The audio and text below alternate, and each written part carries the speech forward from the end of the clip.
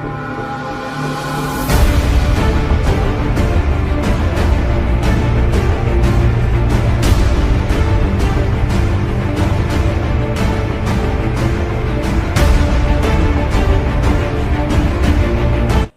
الله الرحمن الرحيم. اهلا وسهلا اصدقائي الاعزاء في قناتي محمود المصري للصيانه الكهربائيه. النهارده ان شاء الله هيكون معانا درس جديد ومبسط. هو حاجه المفروض ان انا كنت انزلها في اول ايام العيد الاضحى المبارك، لكن للاسف حصل ظروف خاصه منعتني من نزولها. بس ان شاء الله زي ما وعدتكم ان انا هعملها، وفعلا كل مكوناتها اتوفرت معانا وان شاء الله هنعملها.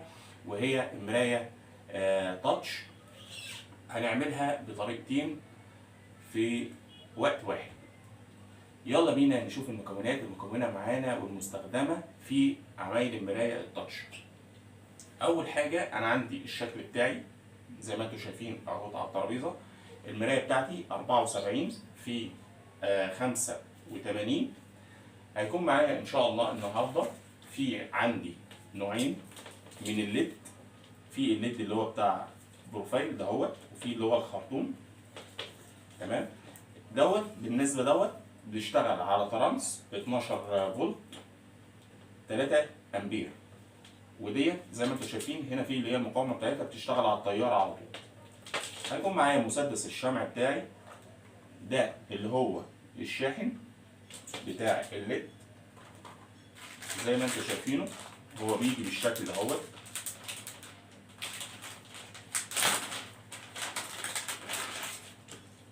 بيبقى بقرة فيها 5 متر طول بتاعها.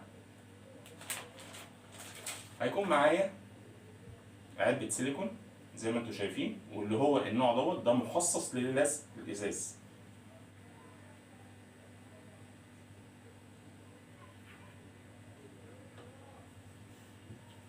زي ما انتم شايفين، وده هيكون عنصر المفاجأة بتاعتنا النهارده، وهيكون شغلنا النهارده كله عليه، وهو الحساس التاتش زي ما انتم شايفين بالشكل ده.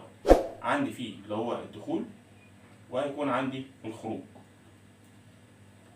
هيكون معايا القصافة بتاعتي ومفك التيست وشريط لحام، وهيكون معايا لزق بحيث ان انا الزق الحساس بتاعي. يلا بينا على بركة الله. ودلوقتي رجعنا لكم تاني بمنظر المراية، وهخليه لكم مفاجأة ان شاء الله. بس بالله عليك قبل ما تشوفها تذكر النبي محمد عليه الصلاة والسلام. دلوقتي ادي المراية معانا زي ما انتم شايفين. طب دلوقتي انا هلزق الليد بتاعي ازاي، وهلزق الشريط الاطار بتاعي ازاي؟ ده سؤال كنت انت لازم تسألهولي في الاول. دلوقتي انا رحت عند النجار استاذ احمد اللي هو صاحب الورشة، اديته المقاسات. تمام. فعمل لي البرواز بتاعي ده، هو الاطار ده 54 في 54، بحيث ان انا الزقه وامشي الليد بتاعي على البرواز الخشب. يلا بينا نشوف طريقة خطوات التركيب هتكون ازاي ان شاء الله خطوة بخطوة. زي ما انتم شايفين اهو البرواز معايا اهو. اهم حاجة ان يكون الجسم بتاعه او الملمس بتاعه ناعم، ما يكونش فيه اي حاجة خشنة. والمراية برضو نفس القصة، على اساس ان هي ما تتخربش وتتجرح مننا. زي ما انتم شايفين دلوقتي انا عامل اطار على حروف البرواز بالبيبر تيب اللي هو الورق دهوت، لهدف واحد، ان انا لما اجي احط السيليكون بتاعي، السيليكون ما يطلعش بره الاطار ويبوظ لي الشكل بتاعي اللي هو شفاف دهوت، اللي هو بتاع الليد زي ما انتم شايفين. دلوقتي اول حاجه هنعملها اهو البرواز اهو زي ما انتم شايفين دلوقتي انا جبت السيليكون. تمام. وهبتدي ان انا هفرشه بالشكل دهوت.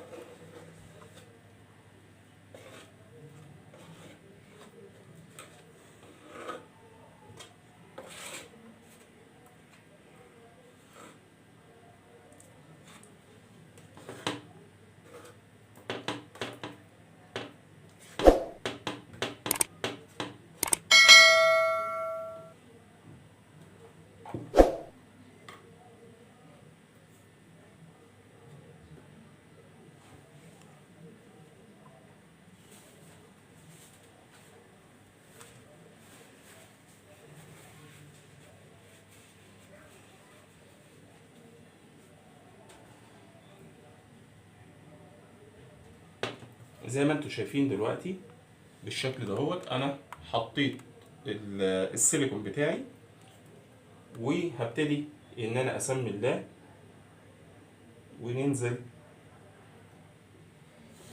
على المراية بتاعتي بالشكل ده اهو. تمام اهو.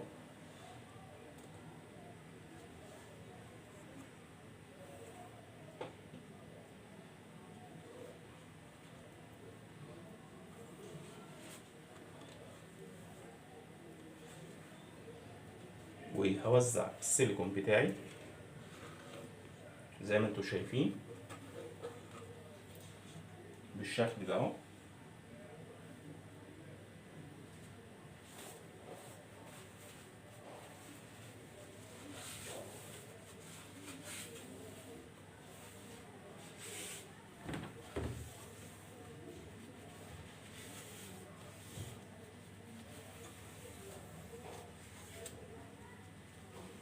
اهوت.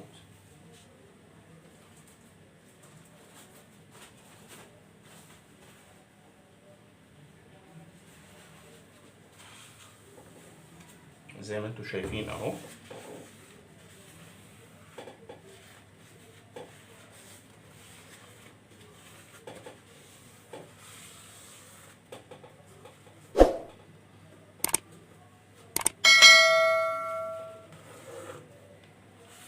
هنسيبها كده تنشف من ساعة لساعتين، وهنرجع لكم تاني نكمل الشرح. ورجعنا لكم تاني بعد ما المراية بتاعتنا لزقناها ونشفت معانا، وعشان نتأكد زي ما انتم شايفين اهو. بسم الله الرحمن الرحيم اهو. زي ما انتم شايفين اهو المراية بتاعتي. وهنبتدي ان احنا نجمع المراية بطريقة الليد حوالين البرواز الخشب، وهتشوفوا معانا زي ما انتم شايفين دلوقتي. انا معايا شريط الليد، انا فاتح عندي مواد في الخشب فتحات اهو زي ما انتم شايفين كده اهو. اهو المفروض ان الليد دوت، المفروض ان الليد بتاعي دوت المفروض ان هو دبل فيس، فاحنا زياده في التاكيد هننزل زي ما انتم شايفين بمسدس الشمع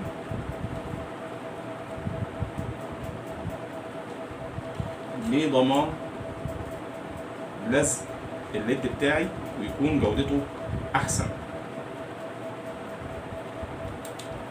زي ما انتم شايفين كده اهوت. معلش هي الكاميرا مش جايبه، بس ايه هوريكم اول ما اجي ناحيتها.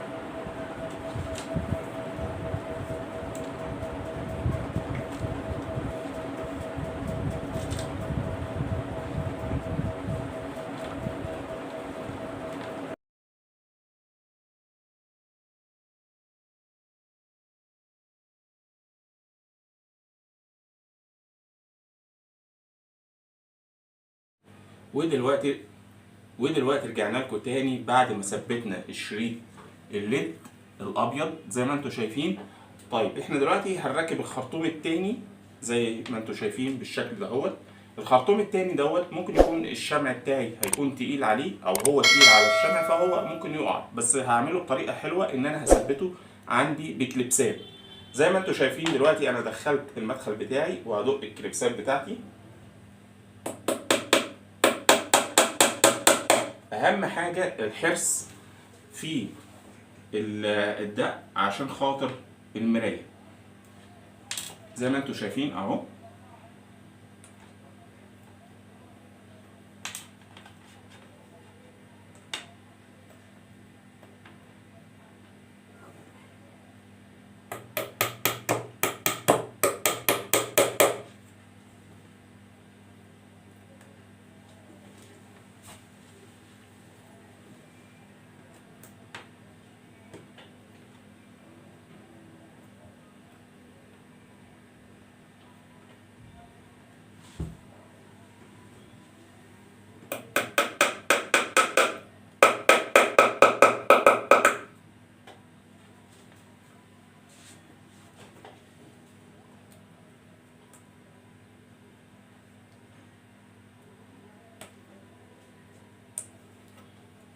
ودي ان شاء الله هتكون افضل طريقة للتثبيت.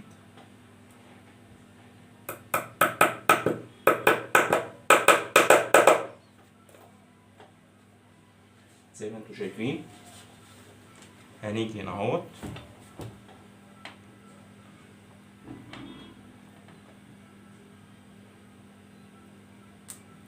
اهو، زي ما انتم شايفين اهو، هاجي كده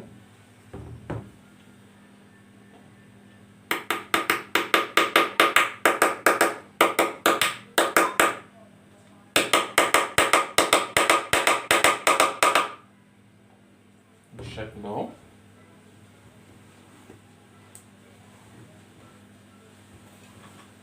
هنيجي من الناحية التانية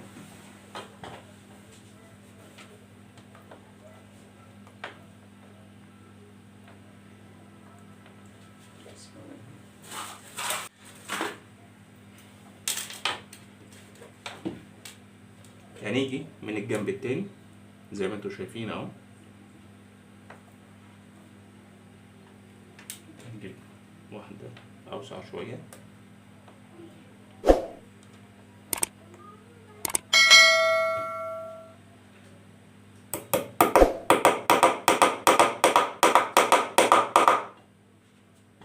دقيقة كده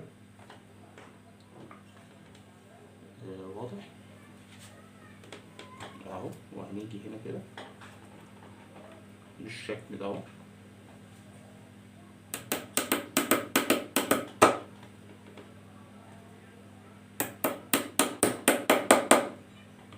الهدف من التجربة دي ايه؟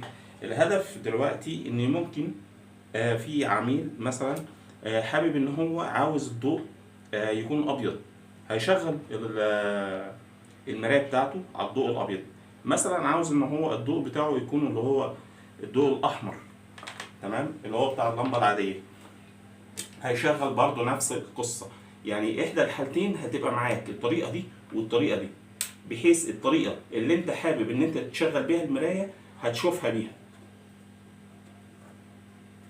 ويا رب ان شاء الله تنال اعجابكم، ويا ريت ما تنسوناش بالدعم بتاعكم.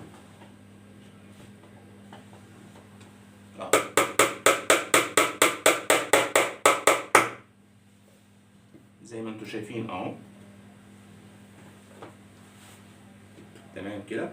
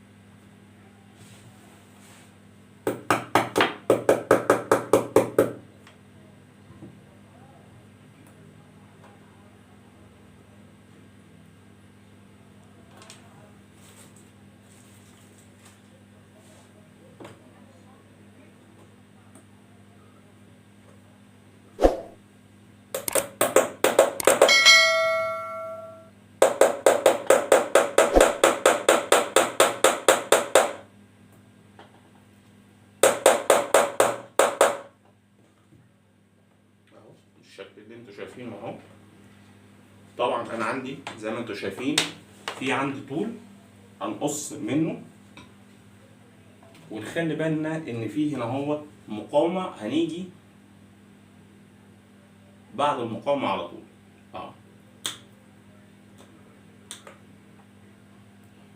تمام كده. ادي الحتة اللي اتبقت اهي زي ما انتوا شايفين كده بالشكل ده. هنسمي الله ونجرب كده اهو زي ما انتوا شايفين اهو. طبعا انتوا متشوقين ان انتوا تشوفوا الشكل العام بتاع المرايه الخارجي، وانا هوريه لكم ان شاء الله. بس ايه، نخلص اللي بعد كده. دلوقتي احب ان انا اوريه ان انا دلوقتي هركب الدايره بتاعتي او التاتش بتاعي، بحيث ان انا اشغل كل المكونات ونركب على بركه الله. زي ما انتوا شايفين انا هقرب للكاميرا، ده الشاحن بتاعي اهو زي ما انتوا شايفين اللي هستخدمه للون الليد بتاعي. اما دوت فدوت شغال على التيار، لان هنا في مقاومه في الفيشه بتاعتي. دلوقتي ادي الشاحن بتاعي اهوت، تمام. المفروض ده سي دي سي زي ما انتوا شايفين اهو، ادي بياناته، تمام. وادي الجهاز التاتش بتاعي زي ما انتوا شايفين، عندي اللي هو الانبوت وعندي الاوتبوت زي ما انتوا شايفين. ده الدخول اللي هيخش في الشاحن، وده اللي هيطلع على اللمبات بتاعتي زي ما انتوا شايفين بالشكل دوت، تمام. هنيجي هنا نسمي ده زي ما انتوا شايفين برضو، ادي الشكل بتاعي اهو. في هنا ستيكر انا بشيله،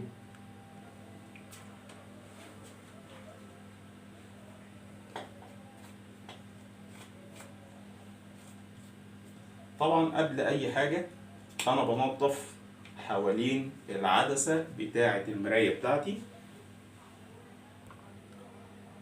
زي ما انتوا شايفين دلوقتي انا عكست المراية بحيث ان انت تشوف كل حاجة. دلوقتي انا عندي هنا اهوت دي الواجهة بتاعة التاتش، فانا احاول ان انا انضفها بحيث ان انا لما اجي احط التاتش بتاعي زي ما انت شايف كده اهو، اهو بالشكل ده اهو، وان انا اثبته عندي في المراية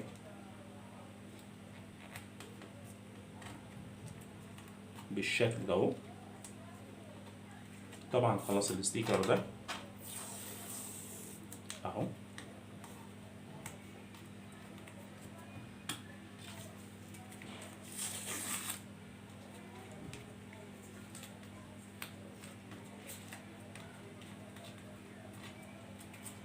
اهو هنلزقه كويس اول حاجة عشان ما يفكش، وتاني حاجة عشان عامل الرطوبة اللي هو بتاع الأدخرة بتاعت المية والحاجات اللي هي بتطلع من الحوض أثناء الاستخدام.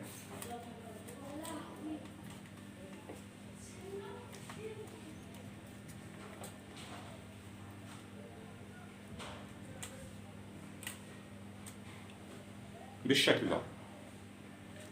طيب بعد كده هنعمل ايه؟ هاجي هنا اهوت زي ما انتوا شايفين،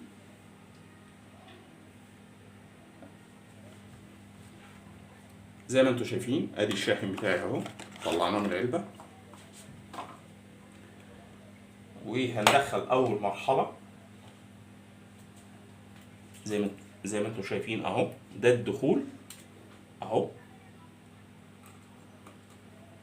انا عندي الطرفين اهم، هنربطهم فين؟ في الشاحن. ده كده النيجاتيف او البارد مع البارد، والحار مع الحار، البوزيتيف مع البوزيتيف، والنيجاتيف مع النيجاتيف، تمام اهو زي ما انتوا شايفين بالشكل ده اهو.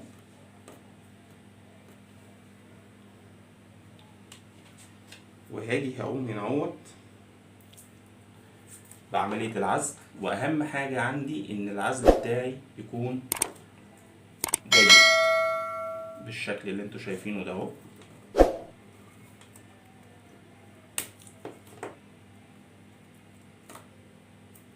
تمام.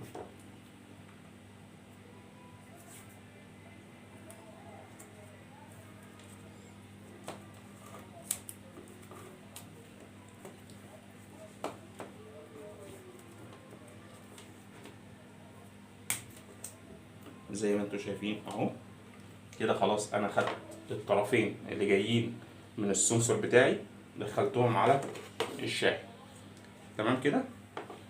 هاجي دلوقتي المفروض عندي الخروج بتاعي اللي المفروض يروح على اللمبات زي ما انتوا شايفين اهو.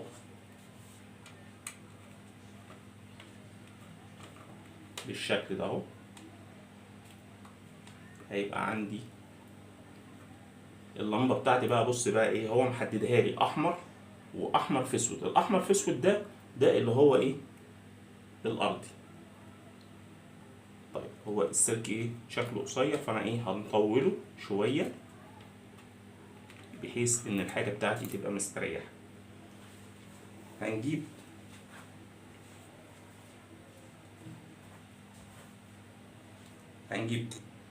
طرفين سلك زي ما انتوا شايفين كده اهو. هنطول التقشير شويه زي ما انتوا شايفين كده اهو. هناخد ده كده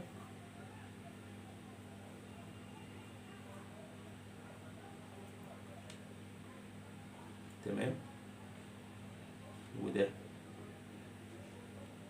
هنلحمه برضو.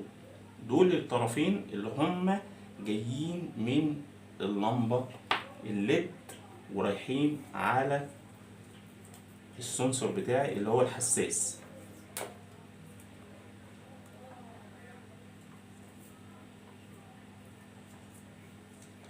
واحب اقول لك ان دي اجمل هدية هتهديها لواحد صاحبك او لخطيبتك او لزوجتك، تمام، ان انت تعملها لها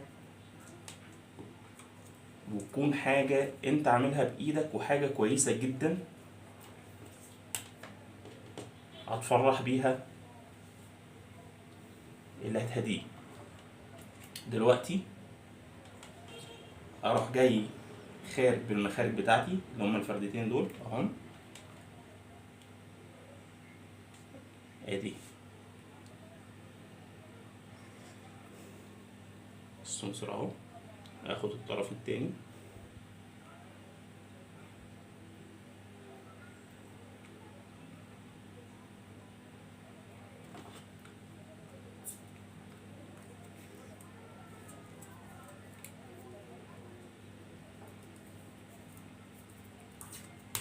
ان شاء الله. الحلقات اللي جايه هنتكلم برضو عن جميع انواع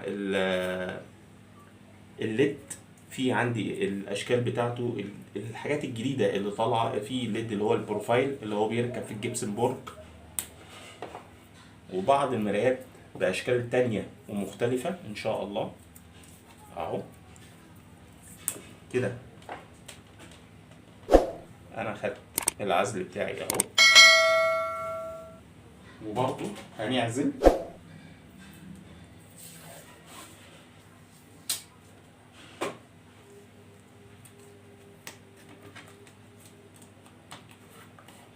المراية بتاعتنا بحيث ان ما يكونش فيها اي حاجة. طيب دلوقتي هنعمل ايه؟ هنبدأ ان احنا نجرب الشغل بتاعنا ونشوف الليد بتاعنا هيكون عامل ازاي. اول حاجة هننظف المراية بتاعتنا زي ما انتم شايفين كده اهو. انا خلاص فنشت يا دوب ان هي تتمسح.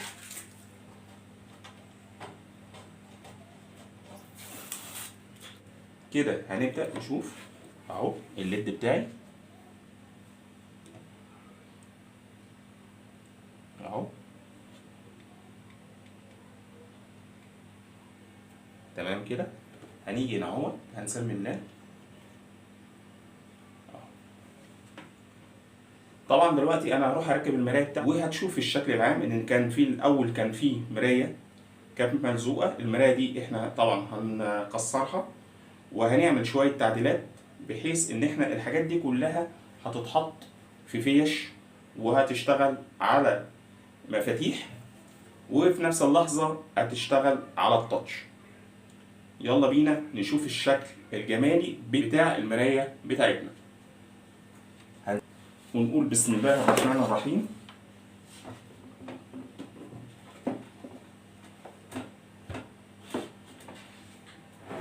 وبكده نكون احنا خلصنا الشكل النهائي بتاعنا زي ما انتم شايفين. انا دي كده المرايه حبيت ان انت تجيبها بالطول او بالعرض حسب اختيار وذوقك، بس انا فضلت ان انا اخدها بالطول، لكن دلوقتي هي موجوده بالعرض زي ما انتم شايفين. حساس اهو